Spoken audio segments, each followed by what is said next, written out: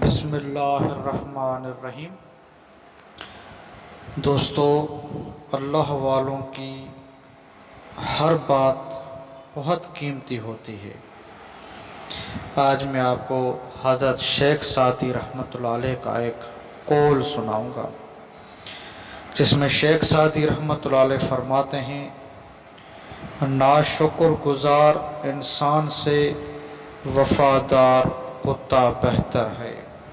شیخ Saadi رحمۃ اللہ علیہ ایک قصہ بیان فرماتے ہیں، ایک تھکا ہارا مسافر رو رو کے کہہ رہا تھا کہ اس دنیا میں مجھ سے زیادہ مسکین اور لاچار آدمی کوئی نہیں۔